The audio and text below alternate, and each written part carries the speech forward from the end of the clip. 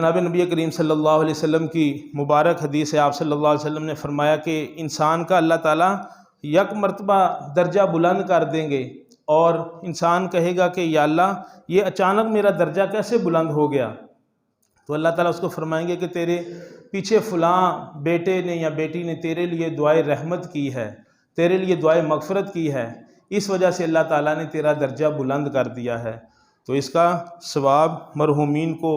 پہنچتا ہے، اس کا فائدہ مرحومین کو ہوتا ہے۔ قرآن پاک نے وہ دعا بھی تعلیم کی ہے، وہ دعا بھی سکھائی ہے حضرت ابراہیم علیہ السلام کی زبانی، جو ہم نماز میں پڑھتے ہیں، ربنا اغفر لی ولوالدی، اے میرے رب مجھے بخش دے، ولوالدی اور میرے والدین کو بخش دے،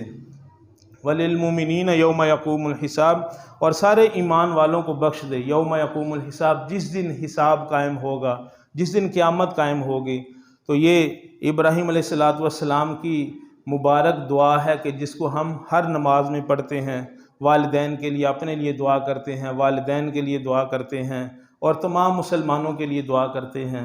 تو یہ ایک ایسا موقع ہوتا ہے دعا کا کہ اس موقع پہ بخل نہیں کرنا چاہیے، کنجوسی نہیں کرنی چاہیے، تمام مسلمانوں کے لیے، مرحومین کے لیے، تمام رشتہ داروں کے لیے دعائے مغفرت کرنی چاہیے کہ یا اللہ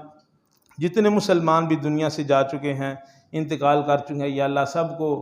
سب کی بخشش فرما اور سب کے لیے جنت میں داخلہ نصیب فرما۔ قرآن پاک نے یہ دعا ہمیں تعلیم کی ہے، اور 29ویں پارے میں سورہ نوح کے اندر بھی دعا کے یہی الفاظ آتے ہیں، رب اغفر لی ولوالدی، اے میرے رب مجھے بخش دے اور میرے والدین کو بخش دے۔ سب سے پہلے اپنے لیے دعا کہ آدمی اپنے لیے پہلے مغفرت کرے گا، اپنے گناہ پہلے بخشوائے گا تو پھر دوسرے کے لیے درخواست کر سکتا ہے۔ تو اس لیے پہلے اپنے لیے دعا کا حکم دیا گیا ہے، اور پھر دوسروں کے لیے دعا کا حکم دیا گیا ہے۔